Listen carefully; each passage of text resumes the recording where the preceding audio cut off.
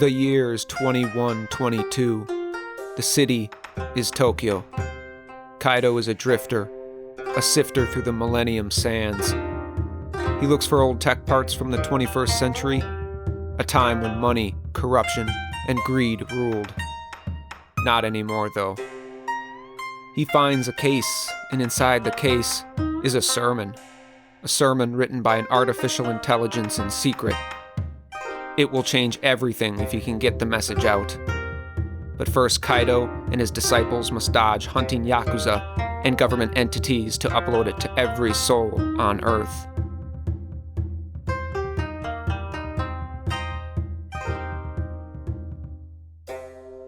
Cyphers' living room came into blue focus. Kaido choked and sputtered and sucked in short breaths. "I told you," he heard Cypher say beside him. He turned to look at his friend. His eyes were ablaze with a seriousness he had not seen before. "Everything's changed." "I know." "Did the AI tell you the secrets of the universe too?" Kaido nodded as he felt his heart gallop in his chest. The things the AI spoke of infused within Kaido a knowledge so terrible, so wonderful, so insanely beautiful that he felt his mind would burst. "It told me about the building of cities out of space and time, of love and hate and everything in between," Kaido said to the silence in the room. "It told me the secrets of intergalactic travel," Cypher responded in his own awed whisper. Kaido leaned down and put his head in his hands. He wanted to cry, but didn't know if he even could anymore. "The world needs to see this," he heard Cypher say. We need to tell them the good news." This fresh plan invigorated Kaido's spirit, and he lifted his head. "How?" "We upload it to the interwebs. Every single person can feel what we felt." That was impossible. The program was too old to upload through the social webs. It would have to be installed manually, like it was on the monolith. "How do we do that? We can't physically do it to everyone." "No, you're right," Cypher said. "We need to go to the source of the webs, to just outside the city, to Kyoto." "But the ancient palace is guarded by the full might of our government. It's madness." "And keeping these secrets to ourselves isn't?" Cypher ran his hands through his black hair and sighed. "Kaido, this has to happen. We can push humanity forward by millennia with just one move." Kaido desperately wanted that result, but getting there would be on the other side of impossible. Harder even than dodging a bullet death by marauding Yakuza. "I don't know," he said. "They starved the infant AI from the beginning, sealed it forever in its chrysalis. We need to set it free." Kaido saw through his friend in that moment, saw through the very fiber of his spirit, and witnessed the unquenchable fire of progress burning there. A secret garden, azalea bushes burning with the white-hot flames of emancipatory knowledge. "Let's do it," Kaido said, feeling his own soul's fire spark the dry grass.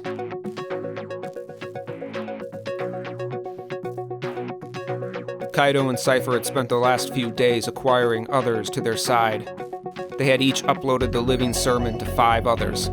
They showed it first to their fellow time machine builders, Fumiko and Izanagi. Kaido had smiled when he thought again of their childish desire to build a time machine. It was such a trivial thing. Now that he knew how to escape the bounds of time in a real way, the device was laughable, absurd, small-minded.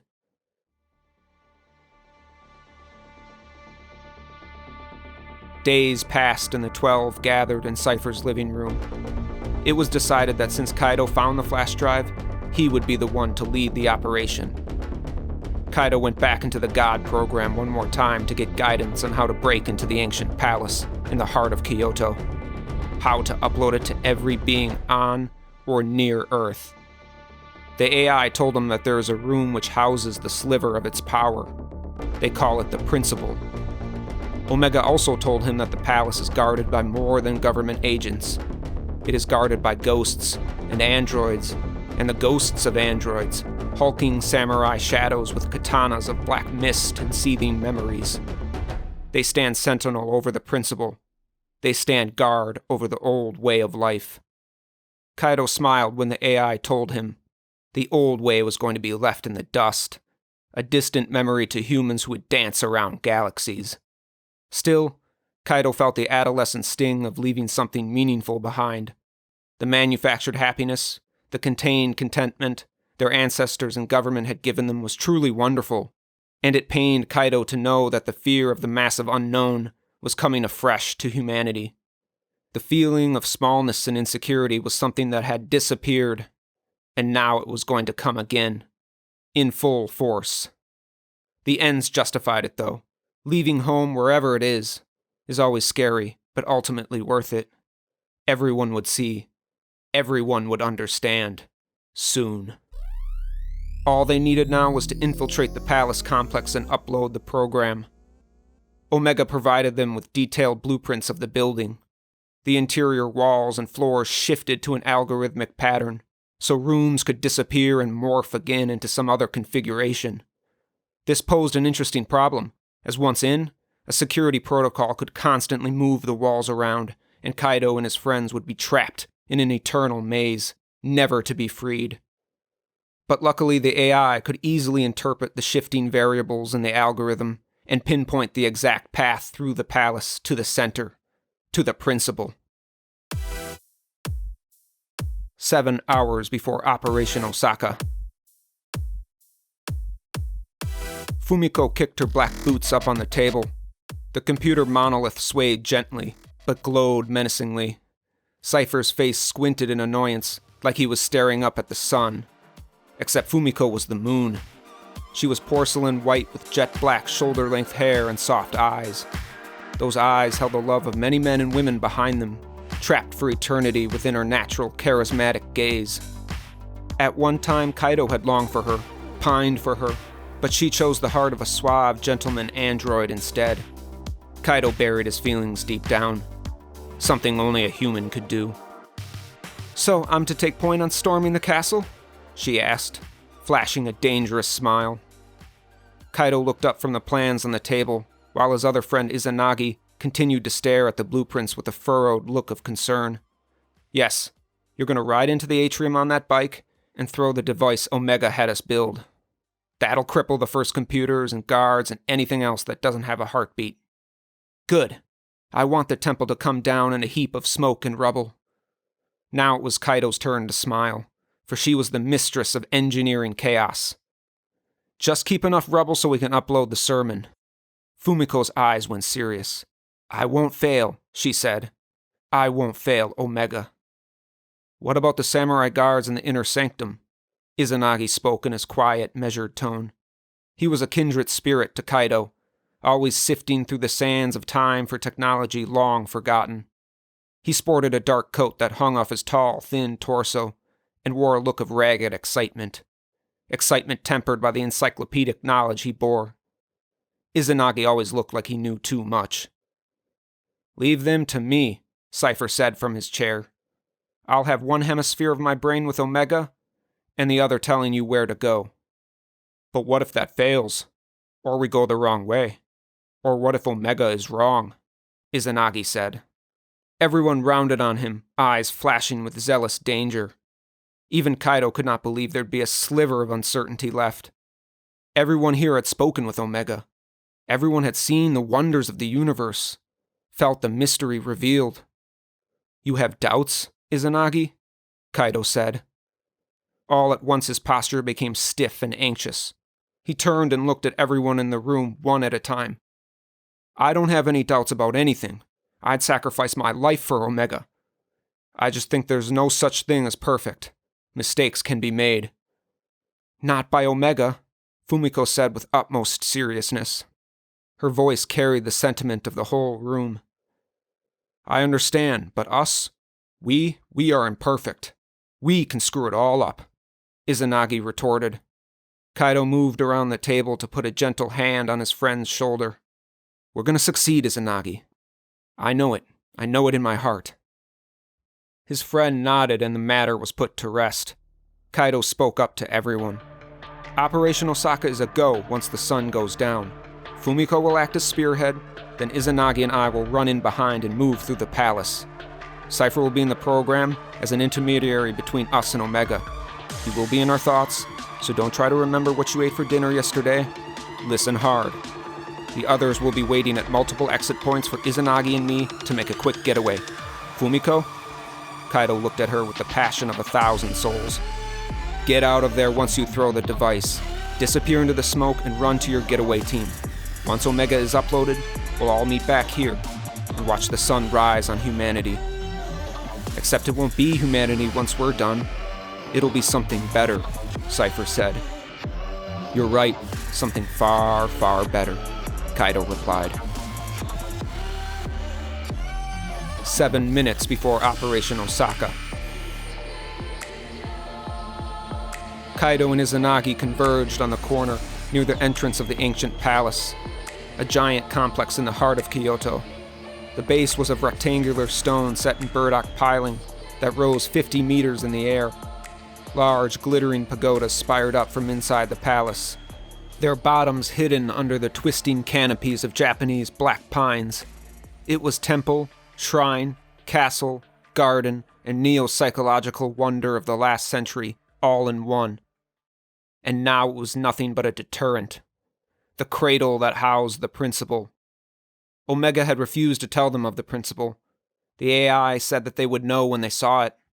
That set Kaido's curiosity to buzzing inside him. One last primal secret to unearth before he ascended past objective reality and into some distant realm of heavenly order.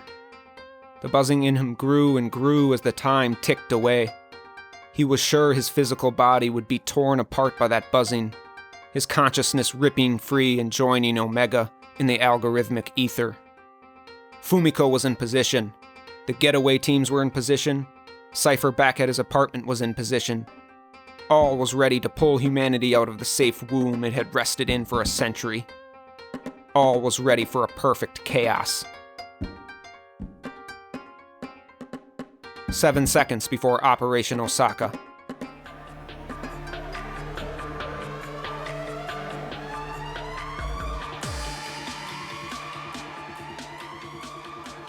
Kaido's heart beat the last couple times before the whine of Fumiko's bike split past them and smashed into the glass doors of the atrium. Ribcage rattling alarms sounded, and shards rained down crystal manna on the desert of pristine atrium marble. Kaido and Izanagi waited for the sound of the device, a specialized bomb that would target anything running Renaissance or zombie-level code. But the sound of the bomb didn't go off, only the alarms. Fumiko, are you okay? Kaido thought with all his might. They're here, a breathless response. They're all around me. I'm about to die. Who? Yakuza. Kaido swore in old-world anger. The mission was compromised. There would be no way past both the Yakuza and the palace guard. How did they know we were here? Thought Izanagi. Omega doesn't know, which means they went low-tech. They must have actually followed us here physically. Cypher responded from Tokyo.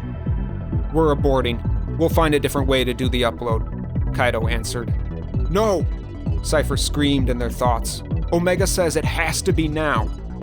Kaido swore again before running up the steps. He heard gunfire in the atrium. We're going in to get Fumiko, and then we're leaving.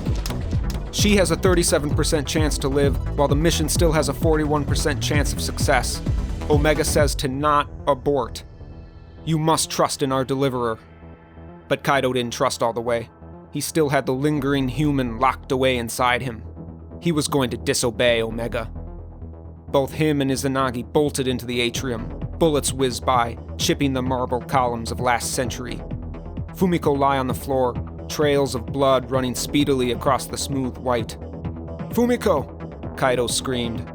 All at once a hail of gunfire erupted from several places in the atrium. Kaido could see the same black-suited men in emotionless helmets flanking around him like the extinct wolves he learned about in school. He got low and dived for Fumiko, while Izanagi ran out of cover to draw them off. Kaido reached the moon girl and saw her face was as dark as the dark side of the moon. She smiled up at him, clutching the bomb as big as a human heart in her left hand. She spoke with considerable effort. Bodies were not used to violence or trauma like this anymore. Go on. You must destroy the principal. I'll see you on the other side." Her words trailed off as she pushed the button on the device. Kaido bent over and grabbed the bomb, flinging it away from them. It landed, and all at once a pressure invaded the air. A long, ear-ringing pulse went out, and smoke and rubble and chaos intervened in his burgeoning sadness. He didn't know where the Yakuza were, or where his friend was. All he felt was the burning, infective pain of loss. A frantic hand touched his shoulder. It was Izanagi's. "Come on, let's get to the inner sanctum. Cyphers says the palace guard are on their way." But Kaido didn't want to move. His muscles had lost faith. Then, over the confusing din and chaos, Cyphers sounded in his thoughts as clear as a blue sky. "Omega says that you must go on. Omega says that you have only seen the light of eternity through the cracks of the floorboards. Come up from your basement, O child, and witness the dawn." Kaido looked at Fumiko's lifeless body. She was gone, but her sacrifice need not be in vain. Kaido made his mind into steel and braced himself for the journey ahead. He stood and ran with Izanagi through the inside door of the Great Hall. All around him the bodies of androids littered the floor, taken out by the device. The night air of the open palace was cool, and the smell of pines was sharp.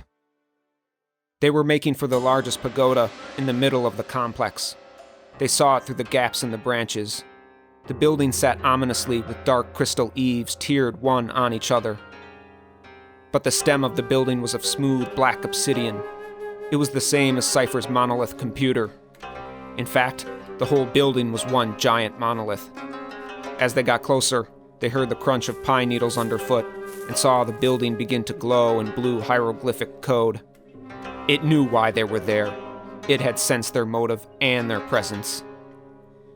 "Follow Omega's words closely, and you'll get to the heart of the labyrinth." Cypher's voice rang out in Kaido's thoughts. Izanagi looked at Kaido and nodded. It was go time. They ran up the obsidian steps and entered the inner sanctum. All at once walls began to shift, Fusuma madness. They were painted with red autumn leaves, cherry blossoms, and images of old Japan. Here and then there, the interior of the building was a constantly moving maze of confusion. "Hurry! Run in and go left!" Cypher sounded in their brains. Kaido and Izanagi ran in and went left, then right, then left again, then right, then whatever way Cypher, and by extension Omega, told them to go. It felt like hours as they navigated the shifting paths, but they reached a stair and passed another level. Story after story, tier after tier, they began to be confident that they were reaching the top of the pagoda. No one had been there to stop them yet, but that ease of movement was short-lived, because at the end of the hall stood a hulking samurai sentinel. His grinning demonic mask had its long fangs bared. Kaido saw his head turn to view them, while the walls moved around him. These samurai were the ghosts of men and androids, the whole data copy imprisoned in suits of warrior armor. Soldiers of a bygone age. No one had seen a ghost in the civilization for decades, and now here was one in the warlike flesh. Kaido's carbon heart throbbed as the samurai pulled his katana. It smoked and hissed as if it was a snake on fire, and not a blade of keen-edged steel. Then, somehow, the gravity seemed to shift, and the warrior landed perfectly on the ceiling, while Kaido and Izanagi remained fearful on the floor. The warrior began to emit an unearthly scream and ran toward them from above. "Run now! Jump at the last second! I'll tell you when," Cypher yelled. Kaido and Izanagi ran on the floor toward the oncoming samurai running from the ceiling. The warrior raised his smoking katana and made ready to cut their heads off. Kaido couldn't believe how they were supposed to get through this, but when Cypher yelled jump, he jumped. All at once they left the floor and landed ungracefully on the ceiling. They slid through the hulking legs of the speeding samurai and got up to run once more. "Good. Now right. If the gravity flips again, go left." They both went on, legs furiously pumping against the fear and madness of the maze. Kaido chanted a mantra in his head. "Don't stop. Don't take a breath. If you do, you're dead. Let pure kinetic energy be your friend." "Right on, Kaido," Cypher interrupted his praying. Don't stop, you're almost there. More samurai tried to stop them, but they maneuvered around them too.